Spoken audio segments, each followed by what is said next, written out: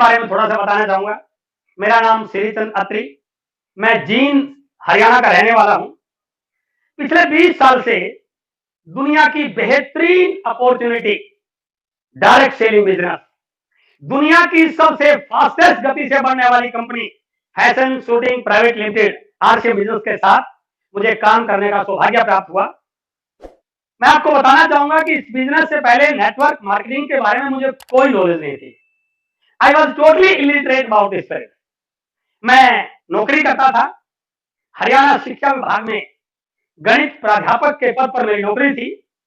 Math lecturer, Haryana government में यह class 2 second gazetted post है। इस पोस्ट पर मैं काम कर रहा था। 6 घंटे की मेरी नौकरी होती थी। 2 घंटे मुझे ड्यूटी पर आने जाने में लगते थे। लेकिन इसके अलावा भी मैं एक काम और कर रहा था। मेरे शहर का एक मैथमेटिक्स का कोचिंग सेंटर में चला रहा था, जहां पर मैं 6 बैच कोचिंग के लेता था। यानी कि 6 घंटे कोचिंग के, 6 घंटे ड्यूटी के और 2 घंटे ड्यूटी पर आने जाने में, और नेटवर्क मार्केटिंग की कोई नॉलेज नहीं। मैं आपसे एक चीज और बताना चाहूंगा कि आज मेरी हर बात आपके लिए एक मैसेज रहेगी। जैसा कल वत्सर बोल रहे थे, डायरी और पेन आपके पास होना चाहिए। एक बात आपकी मैसेज के लिए रहेगी। पहला मैसेज क्या है? यदि आप बहुत बिजी हैं तो ये मैसेज ले सकते हैं कि 14 घंटे काम करने के बाद भी सफायर बना जा सकता है। दूसरा मैसेज, मैं नेटवर्क मार्केटिंग के बारे में टोटली लिटरेट था। आपको शायद मेरे से ज्यादा जानकारी होगी, तो बिना जानकारी होने के बाद भी यदि सीखने की लगन हो, आगे बढ़ने की ललक हो, तो कुछ भी किया जा सकता है। और नेटवर्क मार्केटिंग के लिए ना समय था, ना जानकारी थी, ना नॉलेज थी। यह बिजनेस भीलवाड़ा से शुरू हुआ।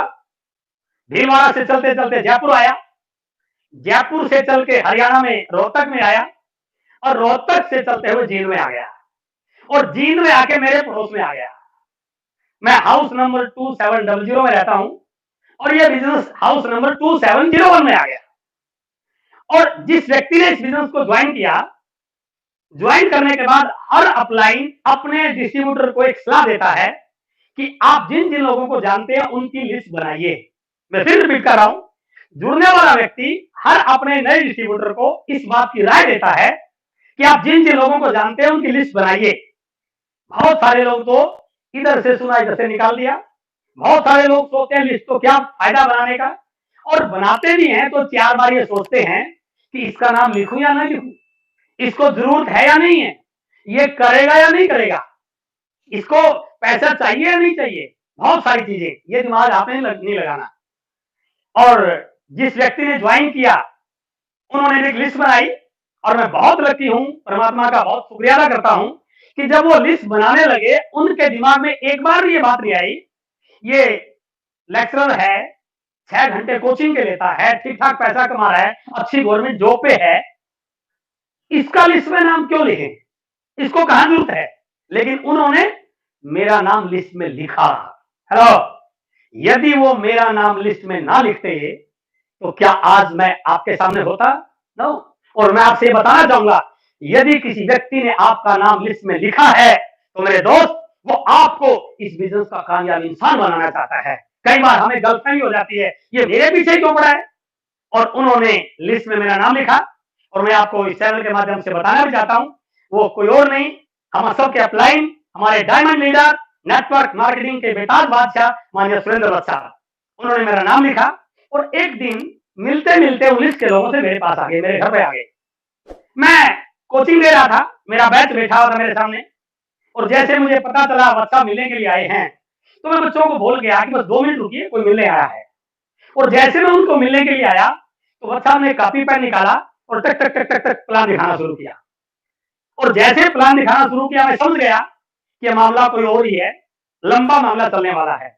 मैंने 2 मिनट में ही वत्सा को बोला कि आप रुकिए, ये बताइए क्या करना है। उन्होंने बताया बहुत बड़ा बिजनेस आया है जिसमें बहुत कुछ मिल सकता है। मैंने कहा बहुत अच्छा है, लेकिन इसको करने के लिए क्या करना पड़ता है। तब उन्होंने कहा इसको करने के लिए आपको 5 पेन खरीदनी है। मैं बिना टाइम लगाए, मैं बिना तर्क वितर्क किए, मैंने बिना कोई आर्गुमेंट किए तुरंत फॉर्म पे साइन कर दिया और कह दिया आई एम रेडी। सुनिए आप इस बात को, मैंने तुरंत बोल दिया आई एम रेडी। मैंने इसलिए नहीं बोला कि मैं बिजनेस करना चाहता था, नो, मैंने इसलिए बोला कि यदि मैं ज्यादा तर्क वितर्क करूंगा तो मेरा कोचिंग सेंटर का एक बैच खराब हो जाएगा। और मैंने ज्वाइन किया। ज्वाइन करने के बाद वो अपने घर और मैं अपने घर, और मैं भूल चुका था कि मैंने किसी बिजनेस को साइन किया है। और मैं अपने 20 साल के अनुभव के आधार पर यह कह सकता हूं कि 70 से 80% लोगों की ज्वाइनिंग ऐसे ही होती है। कोई ऑब्लिगेशन में होती है, कोई सामने वाले को ऑब्लाइज करने के लिए होती है, कोई मित्र प्यारा होता है, मना नहीं कर सकते, जैसा भी होती है। ज्वाइनिंग करने का तरीका ये बिल्कुल हो सकता है, लेकिन किसी व्यक्ति को एक्टिव करने का तरीका ऐसा नहीं है, क्योंकि बहुत सारे परफेक्ट लीडर हैं, उनको पता था, सिर्फ ज्वाइनिंग हुई है। किसी व्यक्ति को यदि आपको एक्टिव करना है तो एक्टिव करने का एक ही तरीका है, उसको किसी मीटिंग में लेके जाइए। चाहे वो मीटिंग सेमिनार पहले हॉल में हो रहा था या आज हमारी यूट्यूब लाइव सेमिनार हो रही है, वेबिनार हो रहा है। और दिन में एक मीटिंग हुई बुलबुल होटल में। उस होटल में मुझे ले जाया गया। संडे का दिन मेरा कोचिंग सेंटर ऑफ होता था, उस मीटिंग में मुझे ले जाया गया। इस शब्द को भी नोट कीजिए आप। मैं गया नहीं, मुझे ले जाया गया। कहने का मतलब क्या है? नया व्यक्ति जाता नहीं है, उसको ले जाया जाता है। और यदि आपने मेरी पहली किताब सोच बदलो सितारे बदलेंगे वो पढ़ी है, उसमें मैंने इस बात का उल्लेख किया है कि एक होता है मीटिंग में जाने वाला और एक होता है मीटिंग में ले जाने वाला। दो पार्टी है, जाने वाला और ले जाने वाला। और इसको नोट कीजिए आप, यदि ले जाने वाला कमजोर है तो जाने वाला कभी जाएगा ही नहीं, और यदि ले जाने वाला मजबूत है तो जाने वाला 100% जाएगा। और उसके सामने मैंने क्या बोला? एक घोड़ी होती है, एक घुड़सवार होता है।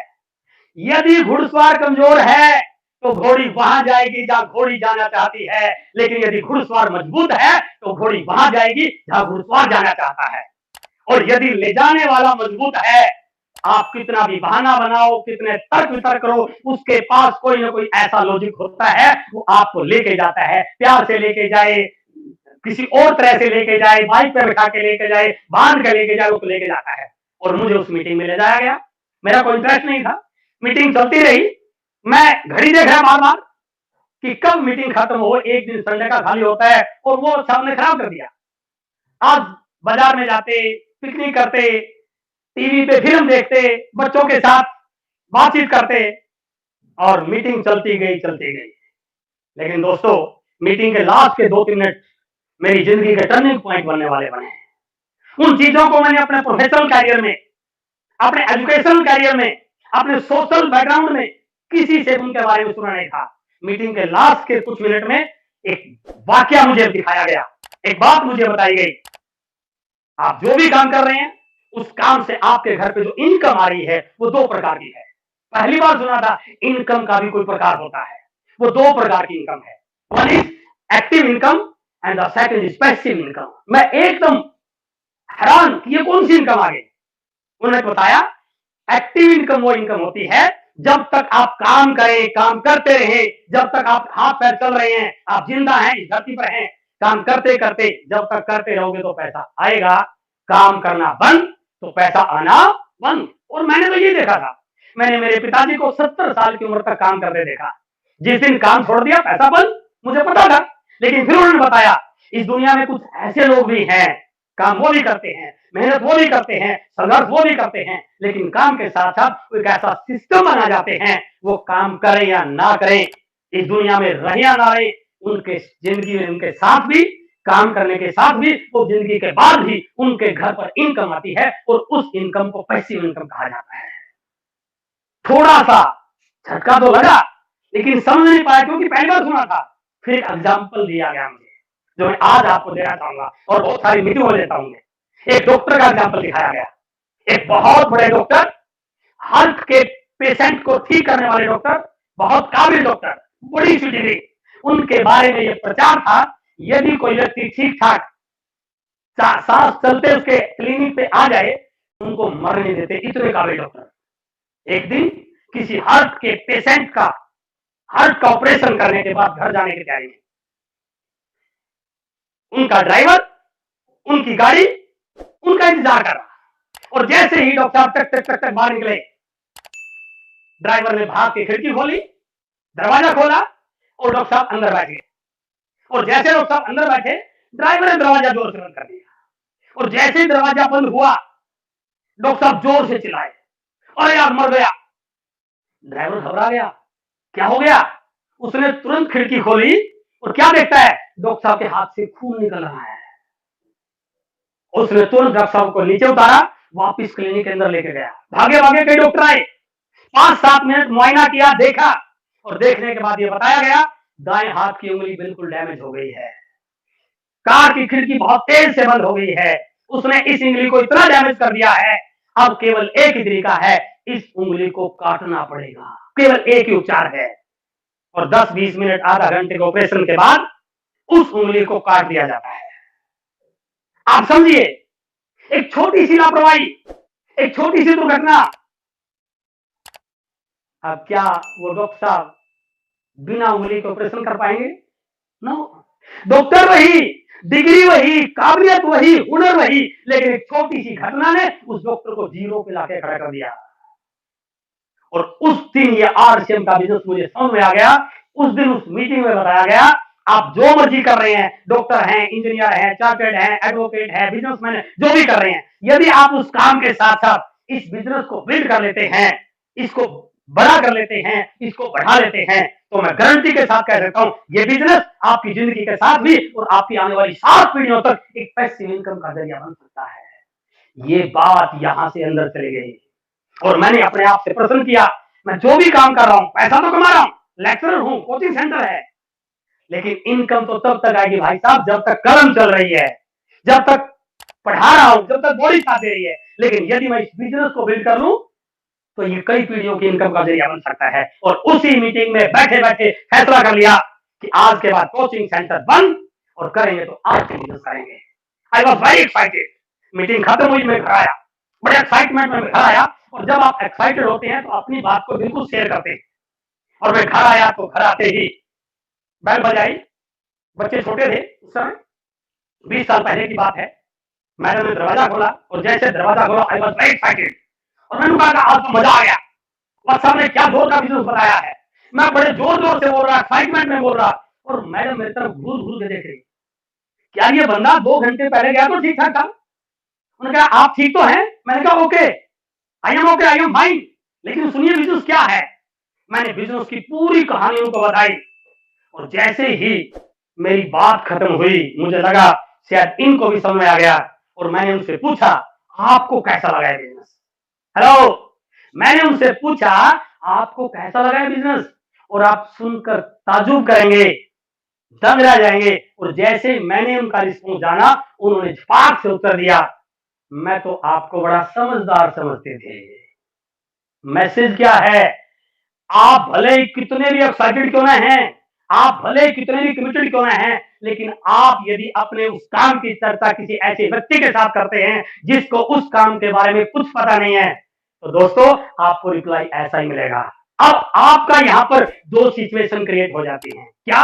एक तो वो उस व्यक्ति की बात मान लो जिसको इस बिजनेस की एबीसीडी पता नहीं है, तुरंत उसी काम में घुस जाओ जो आप पहले कर रहे हैं। और या एक उस व्यक्ति की बात मान लो जो वहां पर चिल्ला चिल्ला कर बोल रहा था, जिसके पास एक एग्जाम्पल था कि यदि आप इस बिजनेस को बिल्ड करते हैं, 2, 4, 5 साल 10 साल लगा देते हैं, ये आपकी कई पुस्तकों की इनकम का जरिया बन सकता है। मेरे सामने भी असमंजस था, लेकिन मैंने तुरंत फैसला किया कि मैं इस बिजनेस को करूंगा। कन्विंस किया उनको, घर में सबको कन्विंस किया, बड़ी मुश्किल से कन्विंस किया, और मैंने बिजनेस को स्टार्ट कर दिया। कोचिंग सेंटर को बंद करके करता रहा, लोगों से मिला। जैसे ये बात घर से बाहर गई, मेरे परिवार वालों को, रिश्तेदारों को, मेरे कुलीग्स को पता चला यार इस बंदे ने कोचिंग सेंटर को बंद कर दिया और ये कपड़ा बेचता घूम रहा है। उस समय हमारी किट में केवल कपड़ा होता था। मेरे पे बड़े हंसे, मुझे सलाह दी, क्योंकि आपके शुभचिंतक आपके सलाह देते हैं, वो आपका कभी भी बुरा देखना नहीं चाहते, भले हो जाए। और उन्होंने मुझे कहा सर ये जो काम आपने शुरू किया है, इसका पता है चलेगा नहीं चलेगा, इसके बारे में कुछ जानकारी है? मैंने कहा नहीं। आप ऐसा काम क्यों कर रहे हो, इतना बड़ा कोचिंग सेंटर बंद करके आप इस काम को कर रहे हो? और मेरे कई दोस्तों ने मुझे लाइन बोली, समझदार लोग बड़ा सोच समझ कर निर्णय लेते हैं। ये लाइन आपने भी खूब सुनी होगी, स्कूलों में लिखी होती होगी, कॉलेजों में लिखी होती होगी, रेलवे स्टेशन पर लिखी होती होगी। और जैसे उन्होंने मेरे को कहा कि आपका निर्णय इतना बड़ा कोचिंग सेंटर बंद करके कपड़ा बेचकर घूम रहे हैं, ये निर्णय सही नहीं है। समझदार लोग बड़ा सोच समझ कर निर्णय लेते हैं। और जैसे ये लाइन मुझे सुनी, मैंने तुरंत रिप्लाई दिया और वो आपके लिए भी एक मैसेज देना चाह रहा हूं। मेरा जवाब था कि मैं आपकी बात से सहमत हूं।